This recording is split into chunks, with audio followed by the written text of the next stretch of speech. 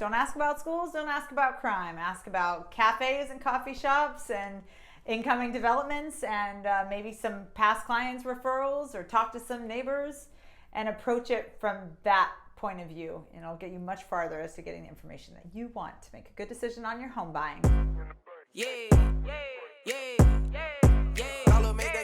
Under all is the land, real estate. Courtney and friends about to show you how to generate wealth. Get educated, do for yourself. Add a couple notches to your belt. Under all is the land. Under all is the land. The real under all is the land. Under all is the land. The real estate. Coming to you live from ACME Real Estate in Los Angeles, California. Welcome to Under All is the Land, Season 4, Episode 5. I am Courtney Poulos, your host, here with my rock star co-stars, Silke Fernald. Hello. And Dominique Madden. Hello. Today we are going to talk about some uncomfortable subjects, which shouldn't be uncomfortable because everybody already knows it, but they just don't want to talk about it. Those things being misperceptions of crime, some unintentional bias, and how you know you're asking the wrong questions at an open house. Let's do it. Let's do it. So first things first, how do you feel about crime in Los Angeles right now? It's definitely up, and it is everywhere. I don't think you can be specific to specific areas. I think crime is just where, it just is, and that's what it is. So it's kind of everywhere. Living in Los Angeles means there's crime. It can happen any corner, any day, hour of the day. It's just what it is. Yeah, we're in dense city. In every area is pretty dense, but we're also in a city where there's big differences between rich and poor, which is every city, right? Like that just is what it is. But you have easy access to people with money, with Rolexes, with designer dogs, designer cars, things that are easy to steal. You know what I mean? If you really want to steal them. Yeah. So it's just a matter of fact. But I think people are really focused on thinking that it happens in concentrated areas, and if they buy in other areas, they'll somehow avoid it. Right, jumping right into the real estate aspect of it. But it is true. Because it's people think that. People do think that somehow also price of housing is correlated to safety, which is not always true. Nope. I'll give you an example. When I started selling real estate in Highland Park a decade ago, it was pretty dangerous. There was a lot of gang activity, and it was gnarly. There were shootings, and not that stuff doesn't still sometimes exist, but it has definitely gone way down. I have clients, however, who when they're looking outside their areas where they live or maybe really know very well and have convinced themselves are safe, then they go to a place like Highland Park, even right now, and they're like, what's the crime like here? And I'm like, where do you currently live? And they'll say something like Culver City or Santa Monica. And I asked them, do you look at the crime rates where you are? Because especially with COVID, but not exclusively with COVID, Santa Monica, Venice, and some of these places that have very expensive real estate have been hit hard with petty crime, homelessness, and some other... Yeah, especially homelessness. It's gotten crazy and out of control. Yeah, it has. Yeah. So the crime is so much higher. There's lower crime. But also there's less, there are less consequences to criminals. Right. So they're empowered and emboldened. Right. It's kind of like, go ahead, steal, because you're not going to really have a penalty. Yeah, right. Exactly. That's true, too. Yeah. There are consequences to these policies that we vote for. We've talked about it before. I think we have this good conscience that wants people to inherently be good, but that's not the economic reality of our city. And it's just not the reality of our city. And I don't know if it ever actually was. But, if there's no punishment for crime, people will commit crime. They will still continue to commit crime. Like you see people walking into...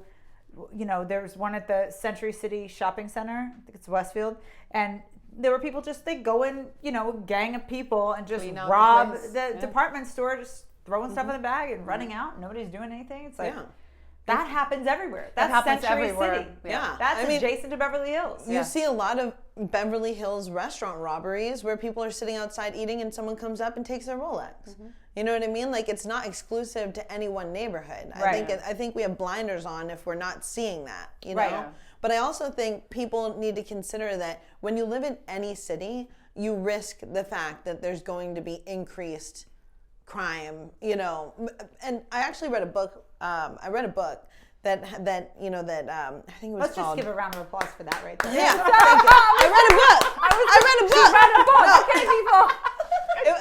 I wish I could remember the name right now, but it was a great book about, you know, why like lying has become so second nature to people.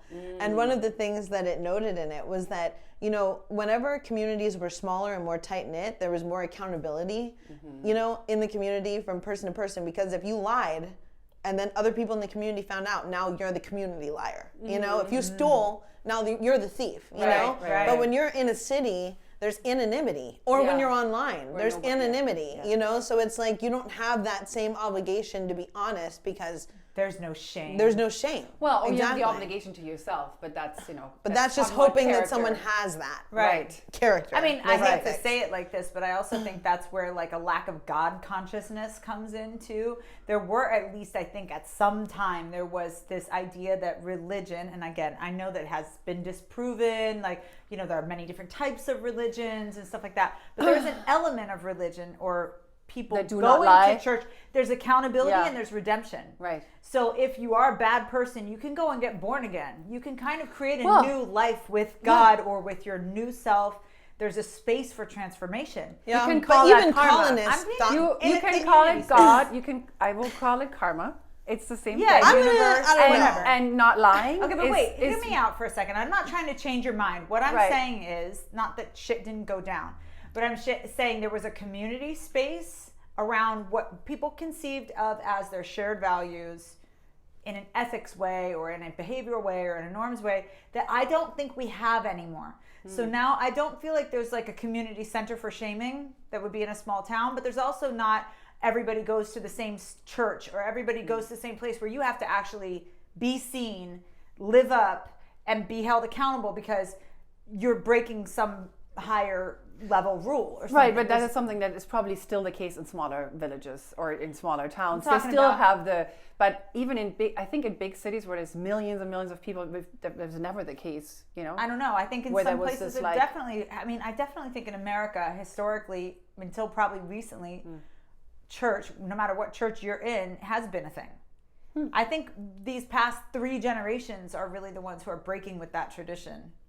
A lot of people are just not religious anymore at all. They think organized religion is ridiculous, and we rely Well, more on I like Eastern actually philosophy. agree You with talk that. to anybody in LA, they'll talk to you about chakras, Yeah. about the universe, about that, and I feel that too. I hear that. I'm not saying Yeah, but anything except a space for accountability. That's what churches used to be for people, and a Yeah. space for Well, redemption. but I that's think that's arguable. spirituality That's arguable. versus religion, in my opinion. Because you can be spiritual, you don't have to be religious. All I'm saying is we don't have something between breaking the law and just doing whatever the fuck you want that is accountable right now. Yeah. In our city, where is that? It's the internet. If Yeah, it's anything, true. There's no cancel accountability. culture, It's true. That's all. It's true. That's all we've got. Is like, am I being shamed on public media? Yeah, or social that is media? true. It's cancel True, yeah. culture. It's That's what cancel people are culture. the most afraid of. But I feel like the people who are also attacked by cancel culture are sometimes on the right side of the thing. You know, Yeah, that's true, the too. you know. So, but it's really just about how you know who's pumping out the agenda against that person. Right. That's the thing. But yeah, I do get what you mean. There's no space for people to really be held accountable for their actions because we're all doing our own thing, our focused laws on aren't other doing it. things. Our The laws laws aren't aren't doing doing it. anything. Yeah. Unless So- you have For to sure. hold yourself accountable. See, But that's you what I'm keep going back thinking. to that. Who does But that? why? People don't. Of That's course, the thing. Nobody does that, babes. No, but you Well- know what the problem is? Well, You I mean, do. one of the You many do. problems. But I'm saying responsible people do. But when a Yes. criminal goes into a CVS and steals a whole bunch of shit in a bag and runs out the door because they know they're not going to be not get caught, they're not going home and praying to God for redemption. There's no accountability. They're not going, wow, I did something really bad. But I they cried. also, Right, you but know, would the person robbing the store be the one that prays?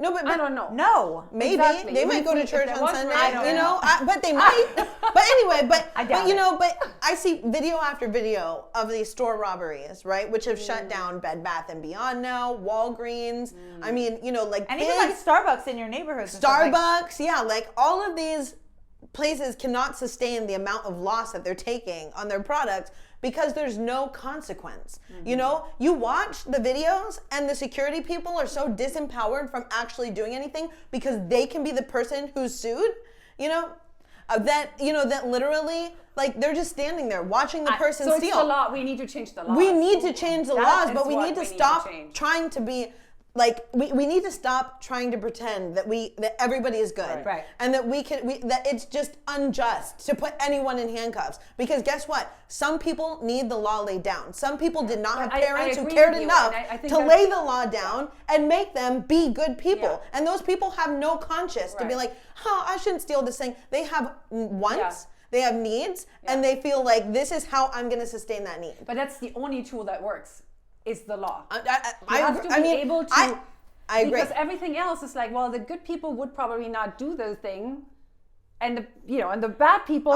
But even the law They doesn't wouldn't need always to work. I mean, I Yeah, think but- it's a hybrid of law, Right. like, you know, like having the laws protect people, but then also encouraging people to be better parents, you know, like people to have.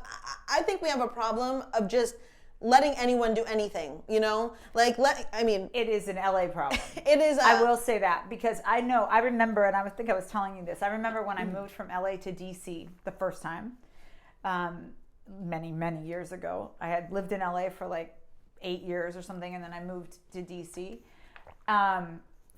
for 5 years, and then moved back to LA. But when I did, I was like, oh my gosh, in DC, people talk about their opinions. And they actually listen to each other, and they actually have pretty intelligent conversations with one another, even people who disagree with their argument. Like, I got many arguments with libertarians. Talk about prostitution with libertarians. It was a guaranteed argument. It's really fun. But, you know, like you can literally have a consensual crime argument, you know, Yeah. but then what's the public health?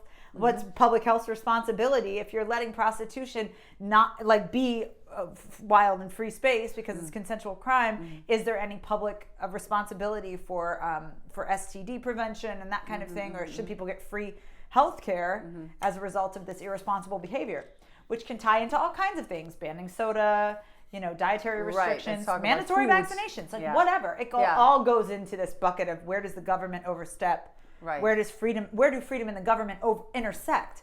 So, but I realized that I have been so limited in Los Angeles because our general public mindset, the one we share with other people, is that we don't judge about anything, including the crackheads on the metro who have been in the news a lot lately. And a lot of the places where we sell, one of the perks of it is the beautiful new metro line that's going through it. So now what the funk? Yeah. How come our city can't get a handle on this? Why are there so many meth heads and drug addicts on our metro system, stabbing random people, hurting each other, hurting other people? Well, that's the question, right? And how can this not Yeah. be something that's Yeah. considered an urgent, like if this fails, if the public perception of the metro is that it is not a place where people who want to be safe can go, or, you know, it's not a place for you and me, then this whole multi-billion-dollar project is failed. You know, the whole point of this was to have a modern, easy to access different parts of the city. I don't know, I didn't say that right grammatically, but you know what I'm saying? Yeah.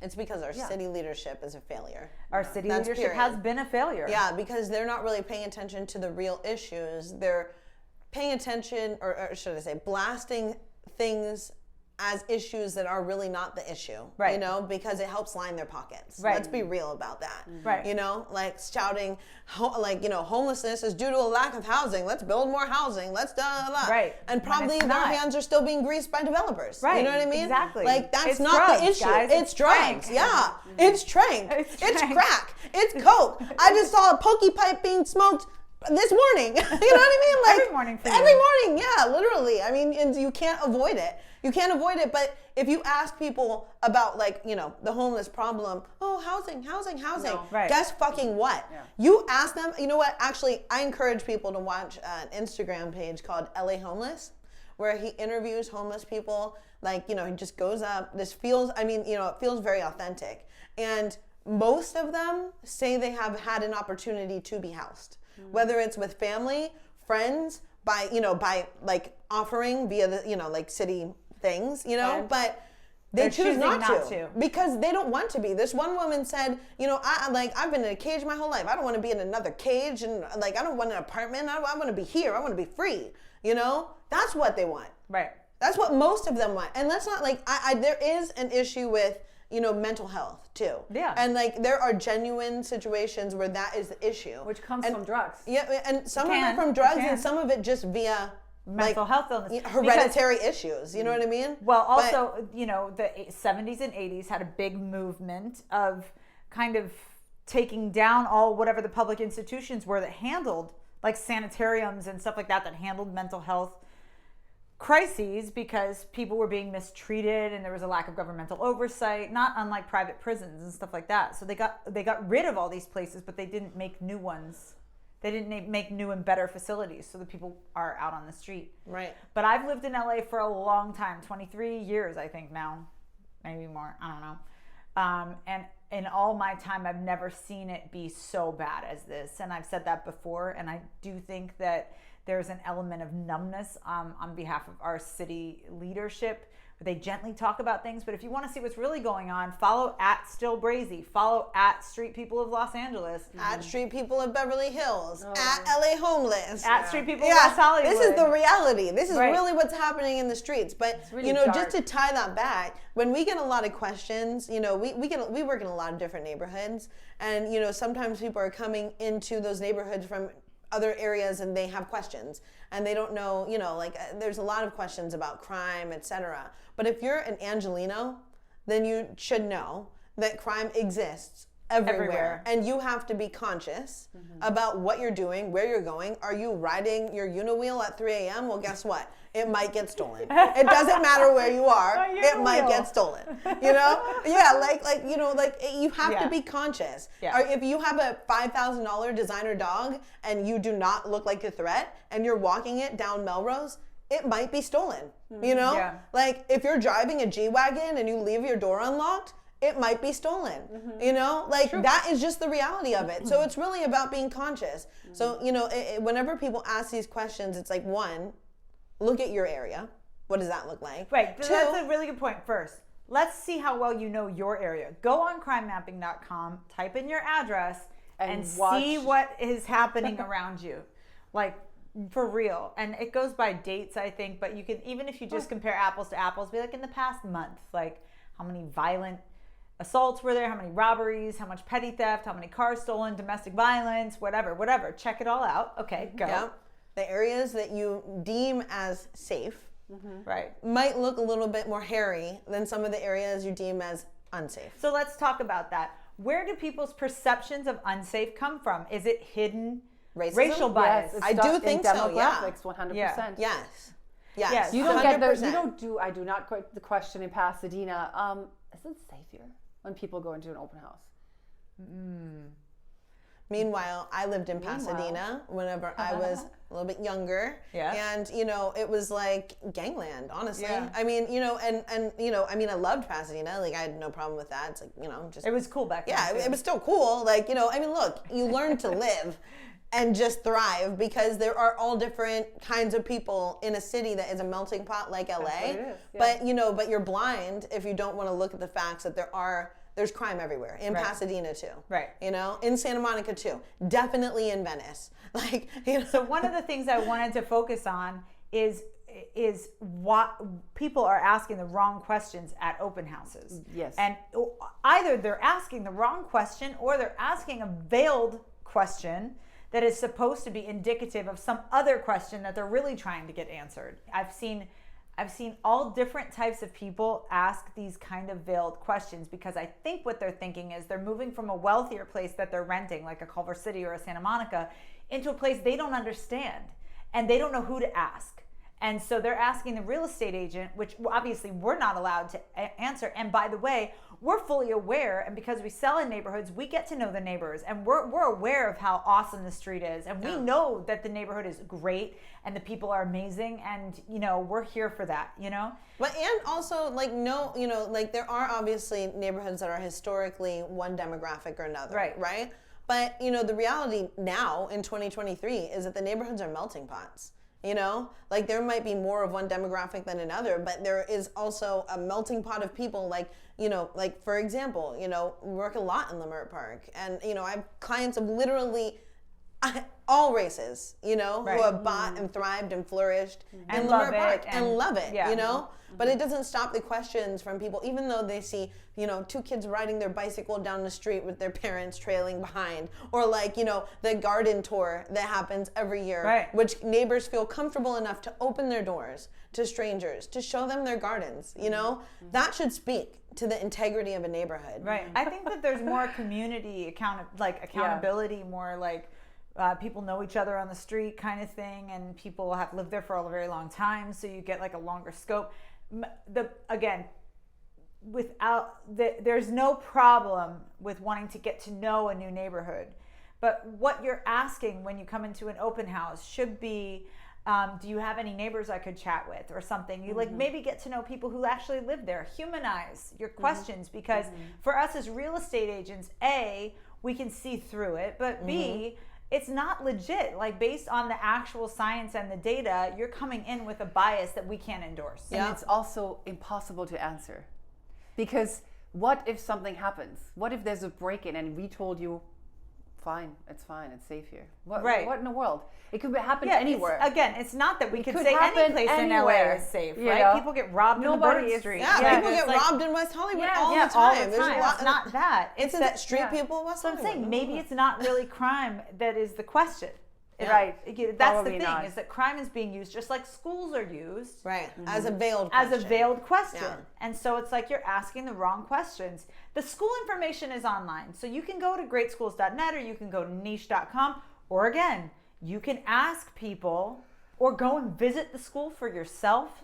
Sit in on a class if they'll let you. Talk to the administration, do some digging. Not every school is right for every kid. Just because it's 10 out of 10 on great schools doesn't mean it's right for your kid either. Right. But when you're asking about quality of schools, especially in LA, sometimes the rating is based on test scores that are brought down by English as a second language students. So what you're seeing, if you actually went to the school, is there's kind of like a division between people who are recent immigrants, and how they test and how they learn differently, obviously, because it's in a different language. And the native English speaking kids, there's a divide. So you have to know the school too to be able to really even break down the data. Take a chance. In Highland Park, there was a school that was that actually really became a very desirable school because it had a language immersion program at the end of it all. It was kind of like this beautiful hybrid of English as a second language students plus English as a first language wanting to learn Spanish. It was like this beautiful hybrid. It ended up becoming a very highly rated school. So there are changes always happening, but coming in and asking a real estate agent how the schools are, for me it always looks a little fishy. Yeah, but I also would be interested to know the long-term success of the people who attend private schools versus public schools, because one thing that whenever I was talking to someone at one of my open houses that they made a point of is that people talk down public schools a lot, but what they failed to also consider about it is that there's more diversity usually, and there is a benefit to that for kids, and I actually there is a public school that is very well regarded actually that a lot of people buy into the neighborhood for, and even that people are literally buying for that school. But that school isn't one size fits all either. We're prevented from saying certain things, or even really having honest conversations in this kind of cultural climate, when some conversations really do need to be had. And then instead we're doing these peripheral things that I think are actually kind of pointless, like banning love letters or whatever, discouraging love letters, when if somebody wants to discriminate against a potential buyer, which they rarely do in my world because it's all about the money, but they could just Google the person. It's so ridiculous to think that somebody writing a letter about their emotional commitment to a home would create a bias that would not be that would be more powerful than the dollars that they're Right. willing to pay for it. Right. I don't know. Yeah. I'm not really buying that, not from my experience. But so we do these sidetracky kind of things instead of hitting the problems like head on. We heard from a reliable source who is a parent at the school that, that there was a child who was called the N-word, by other kids. And there was no penalty. Even after that was reported, even after the mom tried to pursue anything happening about it, no penalty. So that kid now has to be uncomfortable going to that school because they know that kind of abuse is tolerated. Welcomed. Yeah. And that's like, even though that school is highly rated and regarded, guess what? If I was a parent, my kid wouldn't be going to that school. Right. Because I know my kid could suffer long term from whatever they're dealing with in that school. So that tells you, you really have to like make a personal decision when you're shopping schools. Right. And instead of looking at ratings, look at like they're like what they're actually teaching, because you had the incident where you went to a school who didn't even teach people how to read. Yeah, that was really unfortunate. That was crazy. It was the Oaks. Yeah, a different kind of school. And but the reason why I love the Oaks is because, why I thought it would be good is because Nikos was really gifted in math, like grades above where he was supposed to be. And I went to the administration and I said, do you feel like you could cater just this part? Like, he's on track with the other things, but he's super highly gifted in this other thing. Like, can you accommodate that? Now, I was also a gifted kid and I loved learning at a higher level. It was actually what probably kept me out of trouble when I was younger, and so I see it as a possibility for education. I know it exists, and so I was searching for that for him. And they gave me yes, and it's like pretty expensive, and then in that year, I mean, there were misspellings. The teacher was misspelling words, like spelled violet with two T's. Very crunchy. So crunchy. Yeah. I realized that, this is just my personal assessment, okay? This is just my personal assessment, is that some private schools are about who you meet, like who the other parents are. In LA, it's about kind of like the networking or teaching your kid to be a global citizen or something, like teaching your kid rules of, it's trying to teach kids to be good people who are going to have a trust fund that is, they're going to need to learn the charity piece because the financial piece is already done. Literacy is not going to be their number one thing. So they literally, That's interesting. I know, isn't that weird? Training future philanthropists? Is that what that is? Sort of.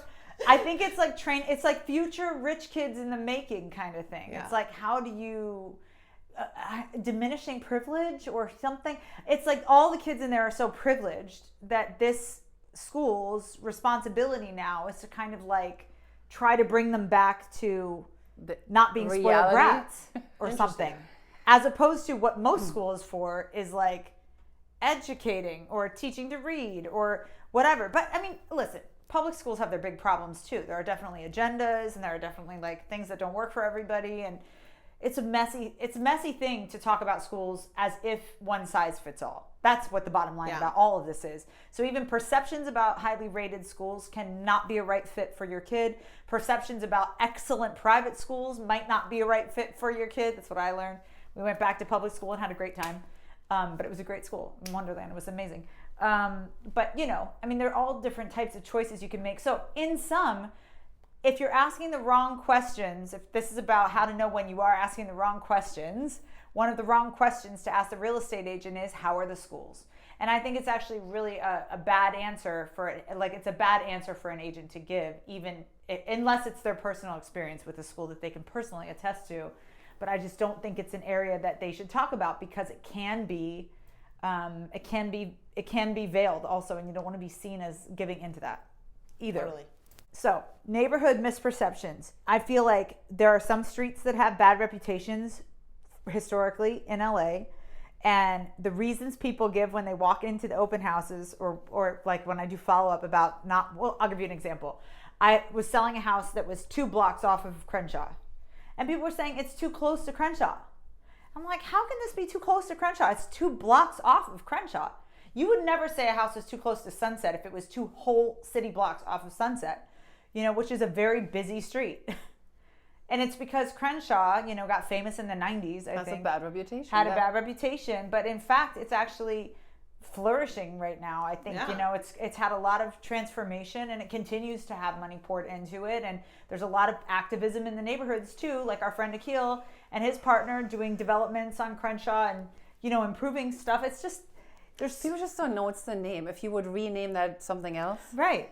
That will never happen. Of It course won't happen. not. But if it was, nobody would be, this is too close to whatever. It's a busy street. They wouldn't drive down it and think, have an issue Yeah. with it. Yeah. Yeah. And It's most the of the name. time people like want to go somewhere where you can walk to this, or there is something to even drive to that's close by, like shopping or CVS Isabel or- Street used to have Isabel, that in yes, Mount in Mount Washington. Washington, yeah. Isabel used had a to have reputation. the reputation because of that whole thing that happened at the end of the street, right? Like back in the day. There was a lot of gang activity on that street. Yeah. I mean, look, every neighborhood has these little parts that have had some historical thing happen. Atwater used to have crime. Atwater and Glattwater, the An place old between friend of mine Glassell had Park and somebody Atwater. shot in front of her house in Atwater, in one of the cute streets that now the house would probably be like $1.6 million. I mean, Little one. I was holding an open house and there was a murder-suicide at the end of the street. I remember. I was like, where was that? In That was like Atwater. in Atwater like Oh my 3 years God. ago. Glen And Felice it or was an something? isolated incident, so Yeah. there's that. Oh But, my you know, God. but it was a thing. And Right it was, at the open Sunday. Yeah. Police, you couldn't get to her house. You can't make this stuff up. That's But there, for sure. there you go. There's your crime in LA. Right. Well, yeah. Okay. So to get It back can to strike at any time. it True. certainly can. So So wrong questions to ask. How are the schools? What is the crime like? Well, I had a buyer ask me this question. Well, and I'm selling my house in Brentwood, and he said, like, can you tell me about? And it's an innocent question, so I hope it's no harm intended. But it was he was like, can you tell me about like what people's jobs are around here? What like the average salary is? weird. And I'm like, I have Google no that. idea. Yeah. Google can help you. No idea. that is such a weird question. Yeah, This is Brentwood? Brentwood, yeah. And I said, just based on real estate prices, it feels like it's a move-up neighborhood. You know, just based on the prices, it feels like Yeah. you know, you can go way higher, and these there are higher price points. Right. It feels like a move-up buy Right. kind of price point wise. So that's what I could speak to. But definitely anything demographic we cannot answer. Yeah. So or safety related. or safety anything, related. yeah. What are the right questions to ask? Oh, another wrong question. Oh, you have another Why wrong is one? the seller selling? Oh, why is the seller selling? That's such a bad question. I think we've talked about that before. Yes, let's Nobody's move on ever to the going good to. questions. Nobody's No one ever will going ever to tell tell you you. something that compromises Messy their seller. divorce, let me tell you. Messy divorce. They hate each other, totally just want to Yeah. offload it, would sell it for $400,000. Right, complete distress sale, looking desperately for an offer. Yeah, no agent's going to actually tell you the real answer to that. I cringe when my buyers ask the listing agents that. I just cringe because sometimes like we'll be doing a tour that's agent accompanied. You're like And- behind them going, sorry.